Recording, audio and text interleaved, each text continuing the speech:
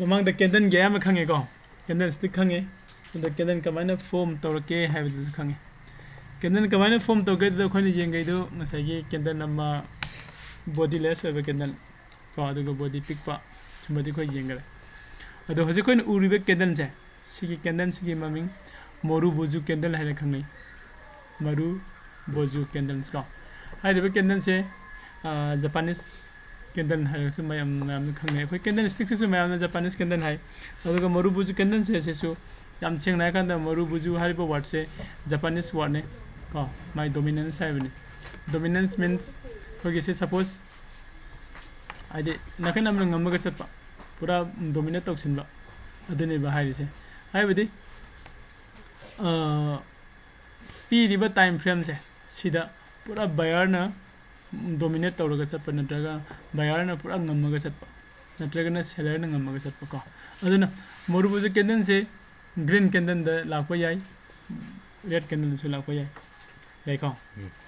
ꯁꯦꯂꯔꯅ ꯉꯝꯕ ꯃꯇꯝꯗ red candle form ꯇꯧꯔꯛꯀꯅꯤ ꯕꯌꯔꯅ ꯉꯝꯕ ꯃꯇꯝꯗ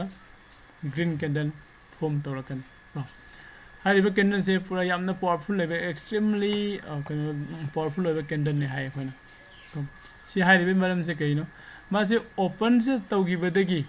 ꯃꯈꯥꯔꯣꯝꯗ ꯁꯨꯡꯀꯨꯝ ꯀꯨꯝꯃꯝꯗꯅ ꯃꯊꯛꯇ ꯗꯥꯏꯔꯦꯛ ꯀꯥꯈꯠꯂꯒ ꯀꯣ ꯍꯥꯏꯗꯤ ꯒ꯭ꯔꯤꯟꯁꯤꯗ ꯑꯩꯈꯣꯏꯅ ꯑꯦꯛꯖꯥꯝꯄꯜ ꯄꯤꯔꯒꯁꯨ ꯑꯣꯄꯟꯗꯒꯤ ꯍꯧꯔꯒ ꯀ꯭ꯂꯣꯖ ꯐꯥꯎꯁꯤꯗ ꯃꯥꯒꯤ ꯃꯊꯛꯇ ꯈꯤꯇꯪ ꯀꯥꯔꯝꯕ ꯃꯈꯥꯗ ꯈꯤꯇꯪ ꯀꯨꯝꯃꯝꯕꯁꯦ ꯂꯩꯇꯕ ꯆꯞ ꯃꯥꯟꯅꯕ ꯑꯗꯨꯝ ꯑꯩꯈꯣꯏ ꯃꯥꯒꯤ ꯏꯁꯝ ꯁꯝꯅ ꯍꯥꯏꯔꯀꯥꯟꯗ ꯂꯋꯥꯔ ꯋꯤꯛ ꯀꯣ ꯅꯠꯇ꯭ꯔꯒꯅ ꯂꯋꯥꯔ ꯁꯦꯗꯣ ꯁꯤ ꯌꯥꯎꯗꯕ ꯑꯗꯨꯒ ꯑꯇꯣꯞꯄ ꯑꯃꯗꯅ ꯃꯊꯛꯂꯣꯝꯗꯁꯨ ꯑꯞꯄꯔ ꯋꯤꯛ ꯅꯠꯇ꯭ꯔꯒꯅ ꯑꯞꯄꯔ ꯁꯦꯗꯣꯁꯦ ꯂꯩꯇꯕ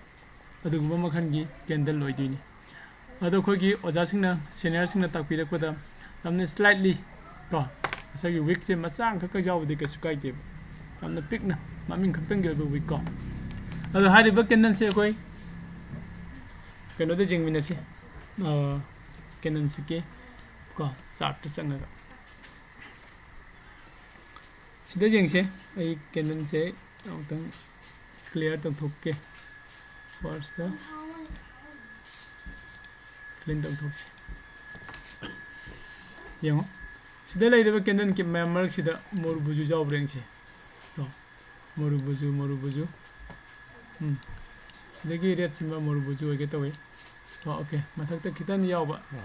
मखा खितन यावरीको अदो मोरुबुजु येंगसे अखोय कदाइदा लेबनो हन्ना ओके सोम ग्रीन नम लेबा माले सिदम लेरे सिदे ग्रीन नम लेरे दुगा सिदसु रेड नम मथक खितन यावबा मको अदो सी ग्रीन सिदी अदो सुंगाव यावदबदम तौरे एको सिगी कैंडल से अखोयना एक्सट्रीमली पावरफुल ओइबा को बायर ने डोमिनेटेड तौबा कैंडल हाइदिने को करिगिनो सी ग्रीन कलर ओइबगी बायर ने डोमिनेट तविने सी रेड ओइबसिना सेलर ने डोमिनेट तविने हाइबदि आइगे टाइम फ्रेम से 15 मिनट्स की टाइम फ्रेम 15 मिनट्स की टाइम फ्रेम की मनुंग से सिसिमा पूरा सेलर ने डोमिनेट तौबा हाइदि मार्केट से ओपन तौरपदगिना down down down down down अदुम लागा क्लोजिंग टाइम से डाउन द लोसिंगिबा 15 मिनट्स से को अदाइन तौर फॉर्म तौरमबनी ग्रीन सिना मार्केट की ओपन सिदगी हौरगना मथक सुम काखटपा अदुगा पूरा 15 मिनट्स से अप ट्रेंड सुम लोसिंगिबा अदुगम मखनगी मार्केट से खोना रिप्रेजेंट तौबसे हाइबे कैंडल सिना रिप्रेजेंट तौइको मरुबुजु हाइबे कैंडल से खोय पेदंग ड्रॉ तौरो जेंसिंग साइ दाइनको से सपोज असा खोना ममंग द खोना ड्रॉ तौगिबा कैंडल सपोज सिदा मार्केट से ओपन तौरे खलसे मखारोम द खर कुममे खलो अदुगो मासे मथता काखलगा काबा याबा कारकांदा अदुगो लोइसिंगरे खलसे को सिदा मागी सिगे हौरकपसिना ओपन ओइदिनी को लोइसिंगिबसिना क्लोज ओइदिनी अदुगो सिना बॉडी सेमकांदा लोअर विक यावरगा सि कैंडल से फॉर्म तौबनी याको अदो हजिक सेमकदोबे candle Sidi number मौंग the same गय कांदा सपोज मार्केट से सिदा ओपन तौरेबा सि ओपन तौबसे सिदगी अदुम काखटपा सुम कारगा कुंबै सरुक सुं यावदना को सिदा क्लोजिंग पीगिबा एको अदुना मसागी मागी ओपन न सिदा लेरे सपोज अदु क्लोज न सिदा लेरे विक यावदरे नत्रा अदुना मागी पूरा बॉडी सिमा होल बॉडी सिमा विदाउट कनोदा विक तको अपर विक नत्रगा लोअर विक सिंगाव यावदना ꯐꯣꯝ ꯇꯧꯈ꯭ꯔꯦꯕ ꯁꯤ ꯃꯥꯔꯀꯦꯠꯁꯤꯅ ꯑꯩꯈꯣꯏꯅ ꯎꯔꯤꯁꯦ ꯃꯔꯛꯇ ꯑꯣꯄꯟꯗꯩꯅ ꯀ꯭ꯂꯣꯖ ꯐꯥꯎꯒꯤ ꯃꯔꯛꯇ ꯑꯞ ꯗꯥꯎꯟ ꯆꯠꯄꯁꯤꯗꯤ ꯃꯥꯔꯀꯦꯠꯀꯤ ꯍꯧꯅꯁꯥꯅꯤ ꯆꯠꯀꯅꯤ ꯇꯧꯕꯇꯕꯨ ꯑꯣꯄꯟ ꯇꯧꯈꯤꯕꯗꯒꯤꯅ ꯀ꯭ꯂꯣꯖ ꯇꯧꯈꯤꯕ ꯐꯥꯎꯁꯦ ꯑꯁꯤꯒꯤ ꯃꯔꯛꯁꯤꯗ ꯑꯣꯄꯟꯁꯤꯒꯤ ꯃꯈꯥꯔꯣꯝꯗ ꯀꯨꯝꯊꯍꯟꯗꯕ ꯅꯠꯇ꯭ꯔꯒꯅ ꯀ꯭ꯂꯣꯖ ꯇꯧꯗꯣꯏꯕ ꯃꯁꯤꯗꯤ ꯃꯊꯛꯇ ꯈꯤꯇꯪꯒ ꯀꯥꯈꯠꯂꯝꯗꯕ ꯑꯗꯨꯒꯨꯝꯕ ꯃꯈꯜꯒꯤ ꯃꯁꯦ ꯀꯦꯟꯗꯜ ꯑꯣꯏꯒꯗꯣꯏꯅꯤꯀꯣ ꯁꯤꯒꯨꯝꯕ ꯀꯦꯟꯗꯜꯁꯦ ꯑꯩꯈꯣꯏꯅ ꯃꯣꯔꯨꯕꯨꯖꯨ ꯀꯦꯟꯗꯜ ꯍꯥꯏ ꯈꯪꯅꯩ ꯑꯗꯣ ꯁꯦꯡꯅ ꯍꯥꯏꯔꯒ ꯑꯩ ꯑꯃꯨꯛꯇꯪꯒ ꯔꯤꯄꯤꯠ ꯇꯧꯔꯝꯒꯦ ꯍꯥꯏꯔꯤꯕ ꯀꯦꯟꯗꯜꯁꯦ ꯁꯤꯅ ꯑꯩꯈꯣꯏꯗ ꯈꯪꯍꯟꯅꯤꯡꯉꯤꯕ ꯃꯥꯅ ꯔꯤꯄ꯭ꯔꯖꯦꯟ ꯇꯧꯔꯤꯁꯦ ꯀꯔꯤꯅꯣ ꯍꯥꯏꯔꯒꯗꯤ ꯃꯥꯔꯀꯦꯠꯁꯦ ꯀꯣ ꯃꯥꯔꯀꯦꯠꯁꯦ ꯄꯨꯔꯥ ꯑꯩꯈꯣꯏꯒꯤ ꯁꯥꯏꯠ ꯑꯃꯅ ꯍꯥꯏꯕꯗꯤ ꯕꯥꯌꯔ ꯅꯠꯇ꯭ꯔꯒ ꯁꯦꯂꯔꯅ ꯗꯣꯃꯤꯅꯦꯠ ꯇꯧꯔꯒ ꯆꯠꯂꯤ ꯍꯥꯏꯕꯗꯨꯅꯤ ꯌꯥꯏꯀꯣ ꯁꯤ ꯃꯈꯣꯏ ꯈꯪꯉꯦ ꯌꯦꯡꯉꯁꯤ ꯑꯗꯨꯒ ꯃꯈꯥ ꯇꯥꯕꯗ ꯑꯩꯅ ꯃꯌꯥꯝꯗ ꯌꯦꯡꯍꯟꯅꯤꯡꯕ ꯑꯃ ꯍꯧꯖꯤꯛ ꯎꯔꯤꯕ ꯀꯩꯅꯣꯁꯦ ꯁꯤꯗ ꯂꯩꯔꯦꯀꯣ ꯍꯧꯖꯤꯛ ꯑꯩꯈꯣꯏꯒꯤ ꯃꯥꯔꯀꯦꯠꯁꯤꯗ ꯀꯣ ꯃꯈꯥꯗꯁꯨ ꯑꯩ ꯁꯤꯒꯤ ꯚꯤꯗꯤꯑꯣꯁꯦ ꯈꯔ ꯁꯥꯡꯅ ꯆꯥꯎꯅ ꯁꯦꯝꯖꯔꯛꯀꯦ ꯀꯦꯟꯗꯜ ꯁ꯭ꯇꯤꯛꯁꯦ ꯀꯔꯤꯒꯤꯅꯣ ꯃꯥꯅ ꯁꯤꯗꯒꯤ ꯃꯊꯛꯇ ꯀꯥꯈꯠꯂꯒ ꯁꯤ ꯌꯧꯔꯨꯔꯦ ꯌꯥꯏꯀꯣ ꯑꯗꯨꯒ ꯑꯃꯨꯛ ꯍꯥꯏꯊꯔꯒ ꯁꯤꯐꯥꯎ ꯍꯥꯏꯊꯔꯛꯑꯝꯃꯤ ꯑꯃꯨꯛ ꯀꯥꯈꯠꯂꯦ ꯁꯤꯐꯥꯎ ꯑꯃꯨꯛ ꯍꯥꯏꯊꯔꯛꯑꯝꯃꯤ ꯑꯃꯨꯛ ꯀꯥꯈꯠꯂꯦ ꯀꯣ ꯑꯗꯨꯒꯤ ꯃꯇꯨꯡꯗ ꯁꯨꯃꯥꯏꯅ ꯀꯥꯔꯒ ꯁꯤꯗ ꯀꯥꯈꯠꯈ꯭ꯔꯦ ꯑꯗꯨ ꯁꯤꯗ ꯑꯩꯈꯣꯏꯅ ꯎꯕ ꯐꯪꯉꯤꯕ ꯀꯣ ꯁꯤꯗꯒꯤ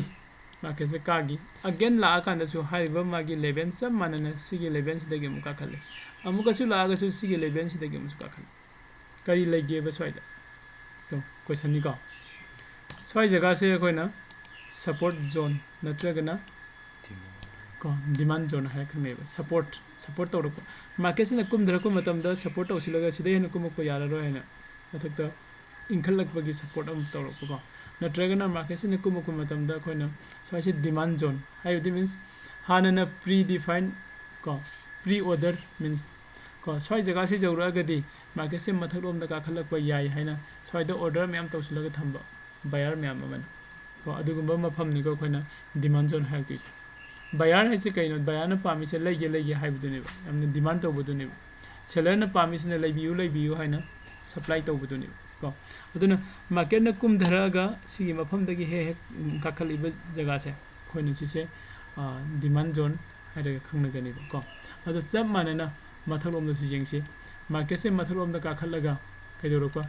ꯁꯤꯒꯤ ꯃꯐꯝꯁꯦ ꯌꯧꯔꯒ ꯑꯃꯨꯛ ꯍꯥꯏꯊꯔꯦꯀꯣ ꯁꯤ ꯃꯐꯝꯁꯦ ꯌꯧꯔꯒꯁꯨ ꯑꯃꯨꯛꯁꯨ ꯍꯥꯏꯊꯔꯦ ꯑꯗꯨꯒ ꯁꯤꯒꯤ ꯃꯐꯝꯁꯦ ꯌꯧꯔꯛꯑꯒ ꯑꯃꯨꯛꯀꯁꯨ ꯍꯥꯏꯊꯔꯦ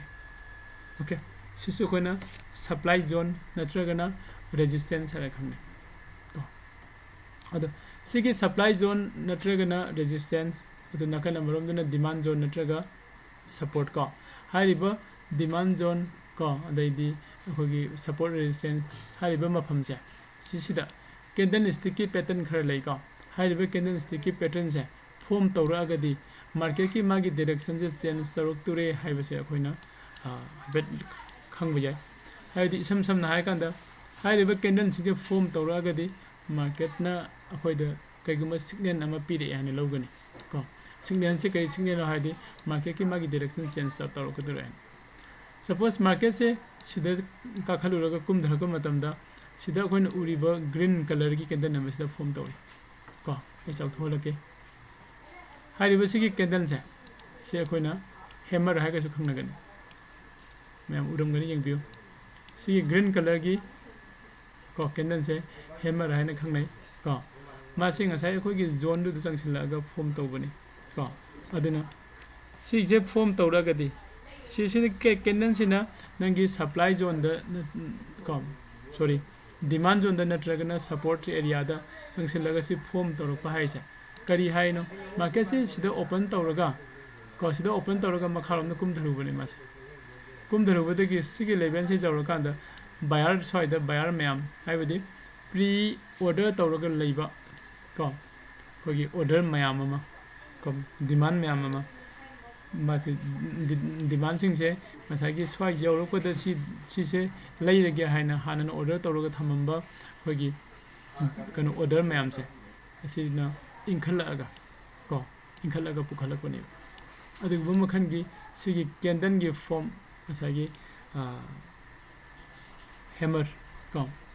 ꯅꯨꯡꯊꯪ ꯃꯥꯟꯕ ꯀꯦꯟꯗꯜꯁꯦ ꯁꯤꯒꯨꯝꯕꯁꯦ ꯑꯩꯈꯣꯏ ꯗꯤꯃꯥꯟ ꯖꯣꯟ ꯅꯠꯇ꯭ꯔꯒꯅ ꯀꯗꯥꯏꯗ support area da form tawragadi market se mathak lom da karak pa yai haibagi kano se akhoi da signal pirak pa na khoni lowi ko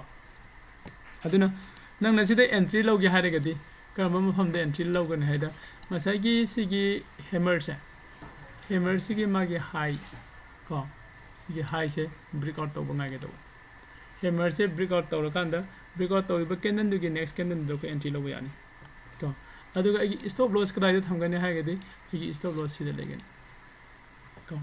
hammer du gi low du da agi stop loss oigani aduga hammer du gi high du na khoina break out pe pa ngai gani break out to si candles ne pire break out p means sigi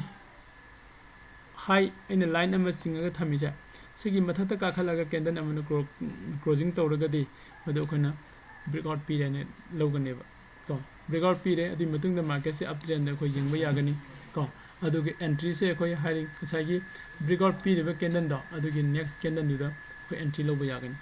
next candle se na kai gumba chong da ga red ta form tawragadi ngahak tang ngai thong ai sin jai aduga next candle sina magi body gi sigi mathakta natraga body sida open tawsila agadi ko aduga khoina magi candle se break out p re candle sigi high se si hangalak pa da khoi entry loba yabe chances awang ko aduga target ti khoi gi kadai da khoi target oigedagi haibadudi to nangi kanada leire sidadi hoji leire sidadi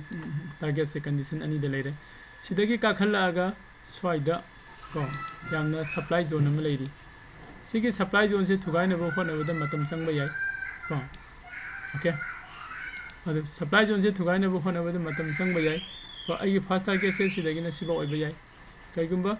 nangna nangi swaida profit myam leire ai stop loss am khada lei horen stop loss change tawra la agadi market se ka khala aga kadai bo nangi sagi target se koina asai bo sa du bo dum sukai de to swai bo se kai lagi yeng sum something kai gum khala lei rangan ko mamangi high ko sigi high se sigi high se bo se mamangi high se spogi target ta ko gi no se ai trade system thamba kai sukai to budadi sida leiriba zone se swaida khoi kitang ka care logu mathau tai